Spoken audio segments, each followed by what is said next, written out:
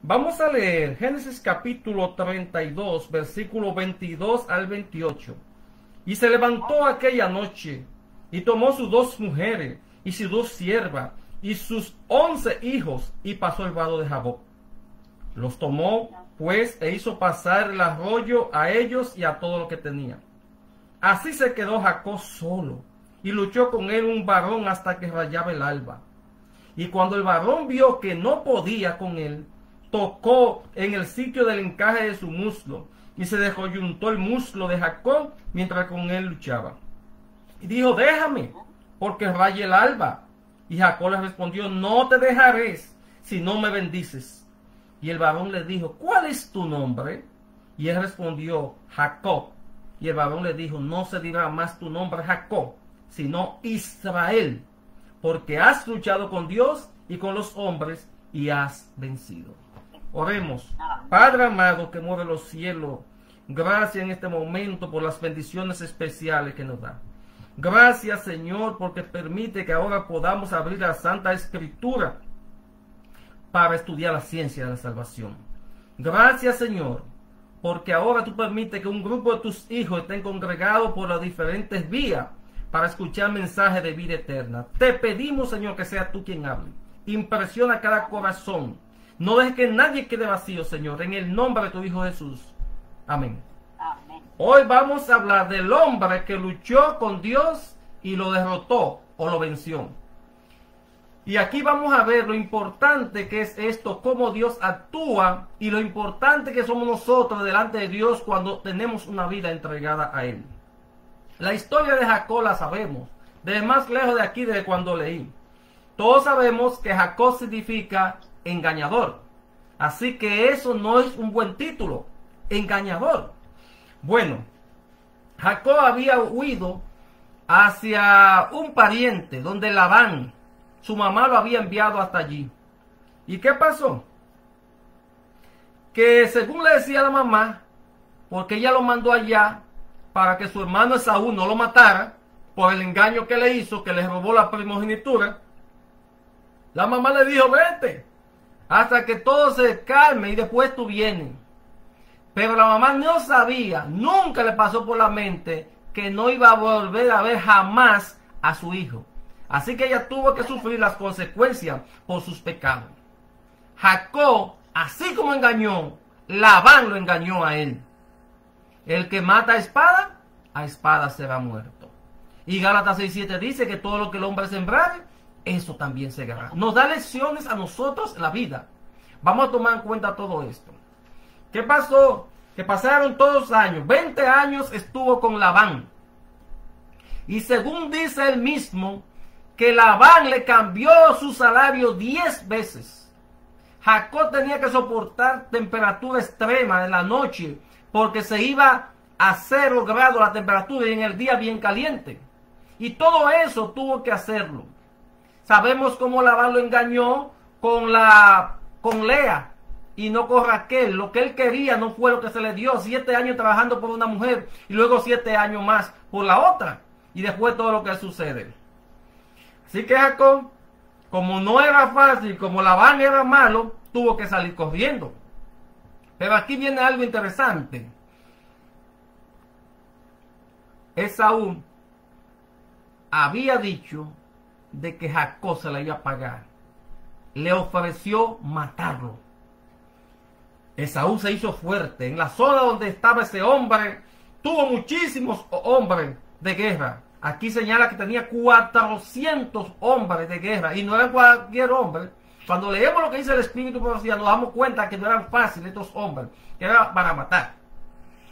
Entonces, él se hizo fuerte, creció fuerte, fuerte en riqueza, fuerte en dominio, y con su mente siempre aquí, en su mente, tenía a Jacob una venganza que tenía que ejecutar. Mucha gente no viven bien, no viven en paz, porque son vengativos. Y alguien te hizo algo y quieren acabar con ellos. Creen que es la mejor manera. Jacob se enteró un día de esto, de que su hermano iba para allá donde estaba él. Así que el hombre tuvo miedo. ¿Qué ¿qué pasó? ¿Qué es lo que dice aquí las escrituras sobre ese caso? Dice el capítulo 32, versículo 4 en adelante, dice que les mandó diciendo: así diré a mi señor Esaú. El versículo 1 dice: Jacob siguió su camino y le salieron al encuentro ángeles de Dios.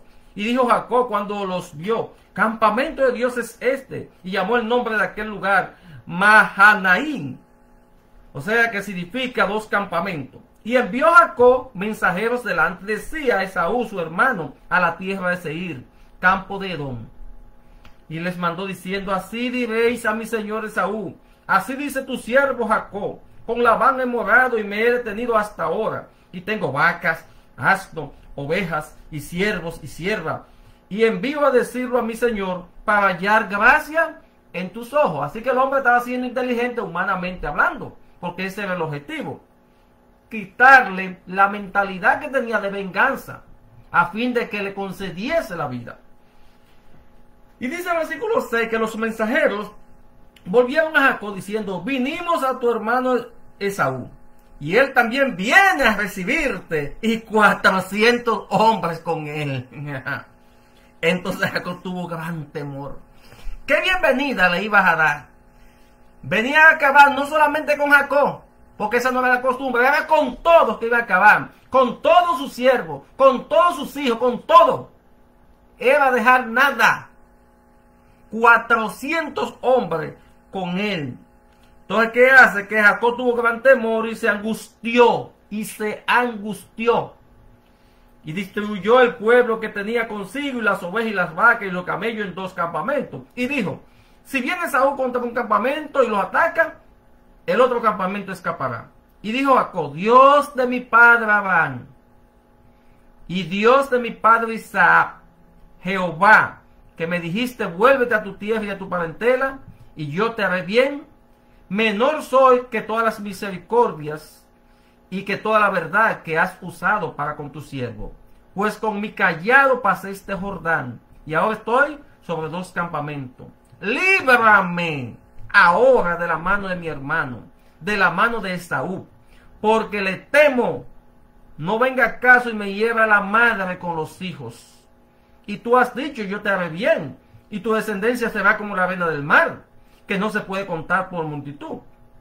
Y durmió allí aquella noche y tomó de lo que le vino a la mano un presente para su hermano Esaú: 200 cabras, 20 machos cabríos, 200 ovejas, 20 carneros, 30 camellas paridas, 2 con su cría, 40 vacas, 10 novillos, 20 asnas y 10 borricos. Y lo entregó a su siervo, cada manada por sí, y dijo a su siervo: pasad delante de mí y poned espacio entre manada y manada.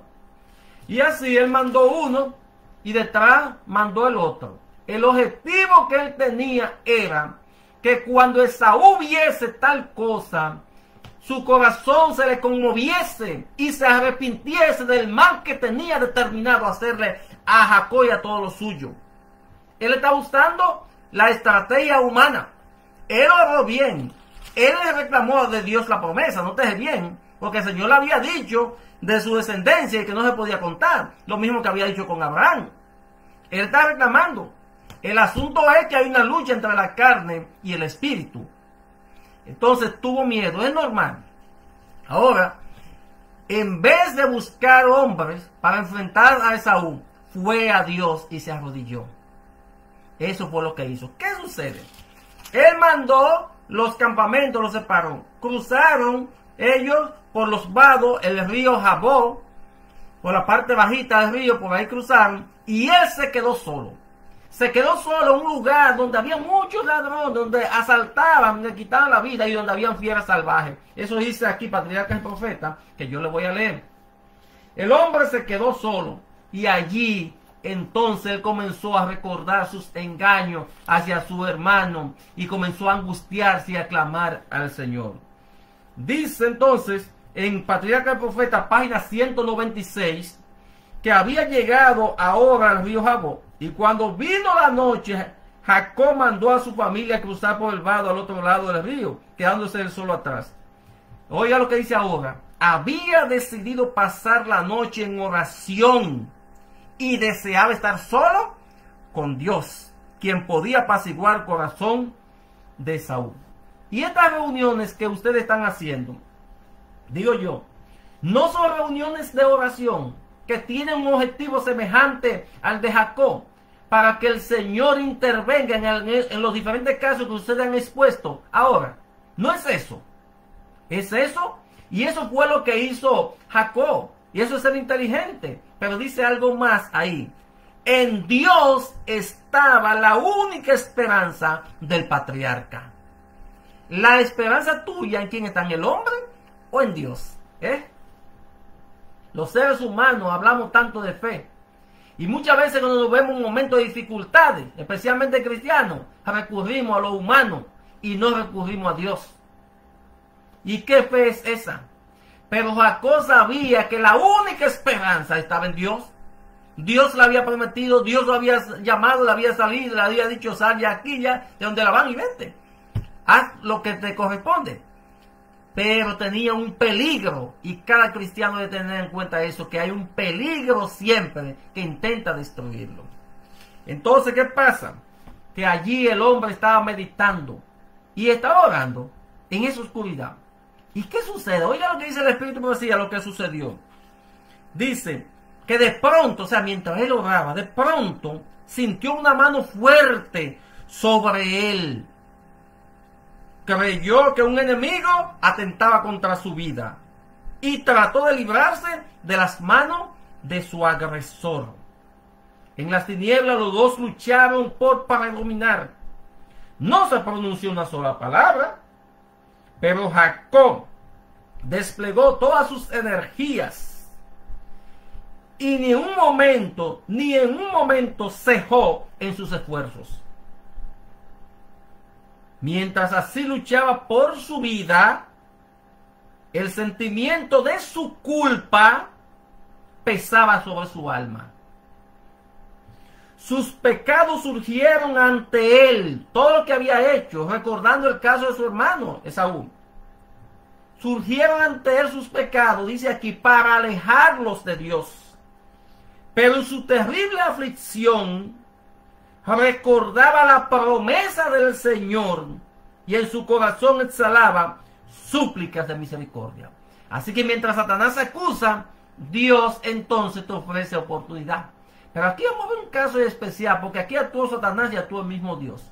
Para que vean entonces cómo Dios se manifiesta cuando quiere lograr algo en una persona. Así que era una lucha fuerte.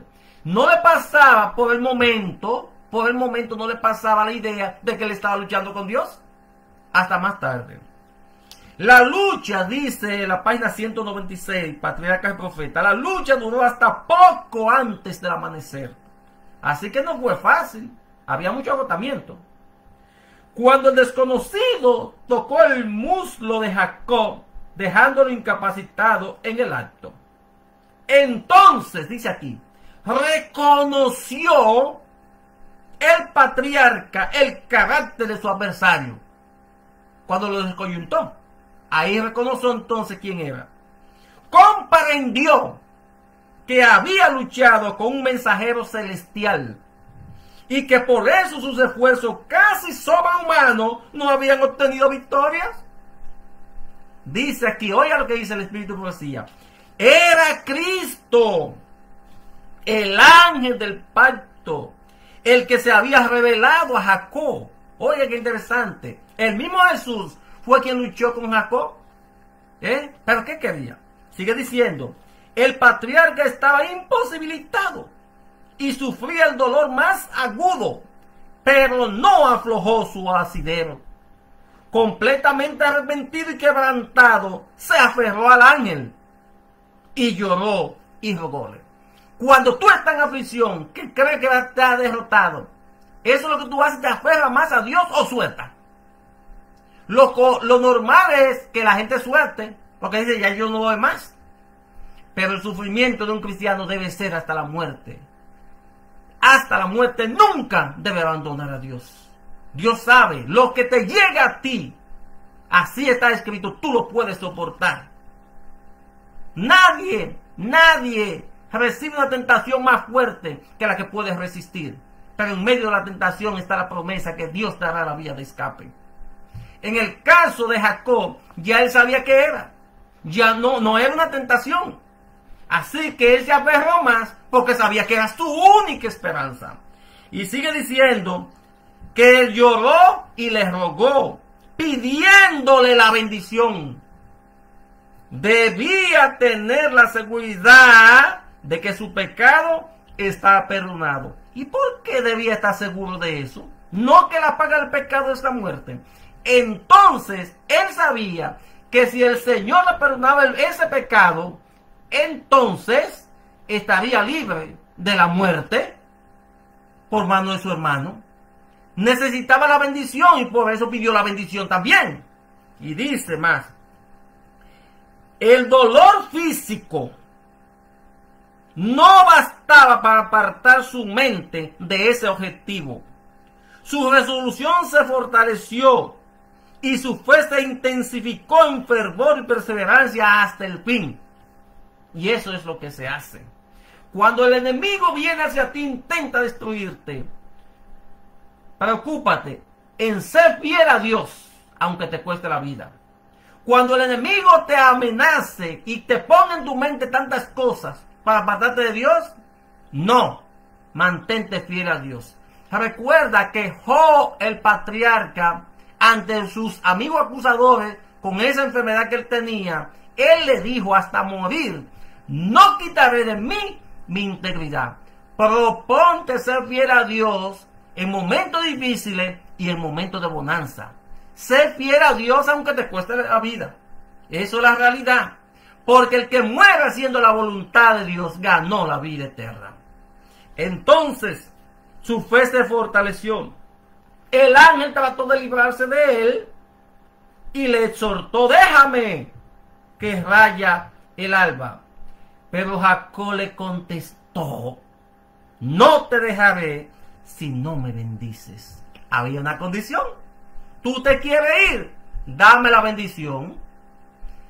Pero eso fue lo que Jacob buscó con Isaac. No recuerda, era la bendición. Se disfrazó de su hermano, aprovechando que su papá estaba ciego, y lo engañó y le pidió la bendición y se la dieron. Y ahora nuevamente el hombre pide la bendición, pero ya arrepentido de una forma diferente. Así que pidió la bendición y le dijo, no te dejaré. Si esta hubiese sido una confianza jactanciosa, dice, y presumida, Jacob habría sido aniquilado en el acto.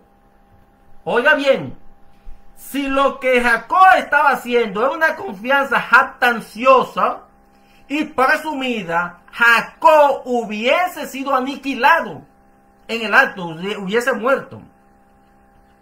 Pero sigue diciendo, pero tenía la seguridad del que confiesa su propia identidad y sin embargo confía en la fidelidad del Dios que cumple su pacto.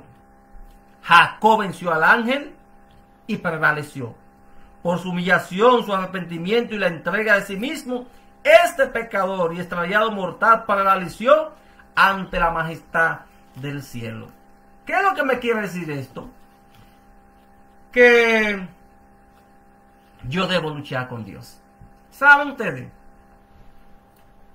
A pesar de todo, de la fortaleza de nuestro Señor, a Dios se le puede derrotar. Cuando nosotros nos arrepentimos de nuestros pecados con sinceridad y clamamos al Señor por su misericordia, el Señor no hace otra cosa que derretirse y recogernos. Esa es la debilidad de Dios y hay que aprendérsela. A Dios se le puede derrotar. Pero va a llegar un tiempo cuando ya eso será inútil. Cuando la gracia se retire, nada se podrá hacer. ¿Ves lo que significa?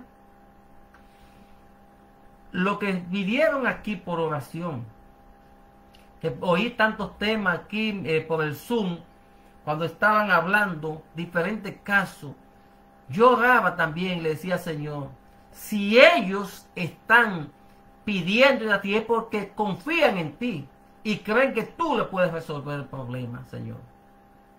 Pero hay que ser persistente, persistente, persistente. Porque en medio de la persistencia se está produciendo una renovación del carácter.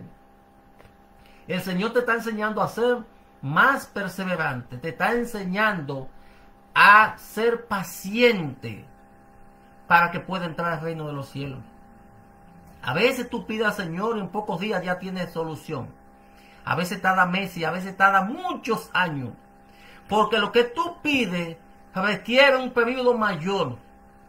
Porque Dios quiere algo de ti. Y a través de ese tiempo pidiendo y haciendo, es como Dios logra esa perfección del carácter. Jacob, ¿sabe qué nombre dice aquí que le puso? Capítulo 32, versículo 28. Dios le dijo, no se dirá más tu nombre Jacob, que es engañador, sino Israel. ¿Sabe qué significa Israel? El que lucha con Dios o Dios lucha. El que lucha con Dios. No el que se enfrenta a Dios, exactamente, aunque se enfrentó. Pero tiene una aplicación mayor. Cuando Dios está a tu lado, los dos están luchando. Jesús dijo, vengan a mí, todos los que están trabajados y cargados, que yo os haré descansar. Llevad mi yugo sobre vosotros y aprendan de mí. El yugo se pone en dos animales. Ahora Jesús dice, el yugo yo lo voy a compartir contigo y vamos a ir juntos y entre los dos vamos a llevar la carga. Si tú estás llevando la carga sola o solo, te equivocaste. Tienes todas las probabilidades de fracasar. Todas. Pero cuando tú compartes las cargas con Jesús, cuando tú estás sujeta a su norma de vida y deja a Él que hable en tu vida y te la guíe, entonces tú tienes el triunfo asegurado. Jacob no tenía ninguna otra opción, o la vida o la muerte, y él prefirió la vida.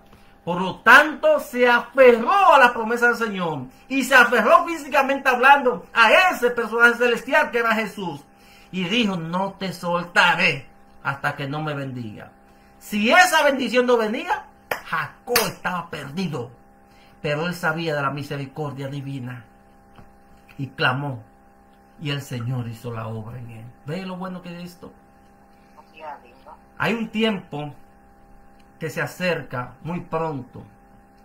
Según el capítulo 30 de Jeremías, habla del tiempo de angustia de Jacob. Cuando ya la gracia haya terminado, dentro del pueblo de Dios se producirá una angustia semejante a la de Jacob. ¿Y sabe por qué? La angustia de Jacob era por sus pecados, si fuesen perdonados o no. Y eso sucederá con el pueblo de Dios, que estará en momento de esa aflicción, porque desea tener la seguridad de que sus pecados sean perdonados, para poder estar de pie delante del Señor, para poder vivir eternamente. Porque el problema de nosotros es el pecado. Si el pecado no es perdonado nosotros, entonces no tenemos ninguna garantía de vida, porque la paga del pecado es la muerte. ¿Qué pasó? El ángel se fue, o el mensajero del Señor, que era el mismo Jesús. Pero Jacob se quedó con la bendición. Algo sucedió.